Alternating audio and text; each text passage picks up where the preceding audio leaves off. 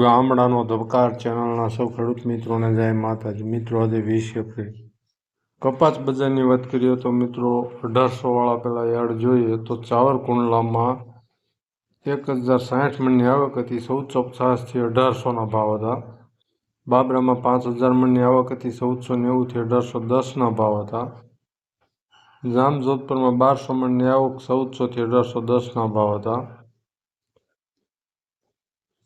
વિસનગરમાં 1400 મણની આવક 1300 થી 1821ના ભાવ હતા।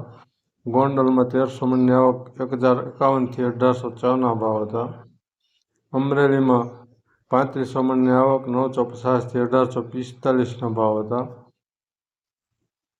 ગુજરાતમાં બોટાદના યાર્ડના ભાવ આજે નથી મળ્યા। બીજી બધી જગ્યાએથી 28000 મણ જેવી આવક હતી। બોટાદ યાર્ડના ભાવ નથી મળ્યા અને આવક નથી મળ્યા મિત્રો। કપાસિયામાં થોડુંક 5 રૂપિયા ઢીલું હતું। 800 થી 870 જેવા ભાવ હતા। હોળમાં સ્થિર હતા।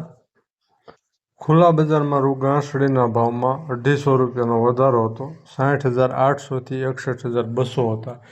GCIના રૂમાં 600 રૂપિયાનો વધારો હતો અને ભાવ 61700 હતા અને GCIનું રૂ 1,49,100 ગાંસડી વેચાણું હતું। તેમાં મિલોએ 55,900 અને ટ્રેડરોએ 93,200 ગાંસડીની ખરીદી કરી હતી। GCIએ કુલ ચાલુ સિઝનનું 1,05,00,000 ગાંસડી રૂ ખરીદ્યું હતું। એમાંથી ગયા સપ્તાહે 900 થી 1500 રૂપિયા ગાંસડીમાં વધારો કર્યો હતો અને શનિવાર સુધીમાં 53,66,300 ગાંસડીની વેચાણ કરી લીધું છે અને આજની 1.5 લાખ અલગ। મિત્રો GCIનું રૂ પણ ભરપૂર વેચાઈ રહ્યું છે અને દરરોજ ભાવ અપ થતા જાય છે। આજે પણ 90 યુઆન ચીનનો વાયદો અત્યારે વધેલો છે 15,830। મિત્રો સતત તે પણ ચાલ્યો જશે। રૂ ગાંસડી પણ ચાલી રહી છે। કપાસિયા અત્યારે સ્થિર જેવા થઈ ગયા છે પણ સતત બજારનો રૂખ ઉપર છે।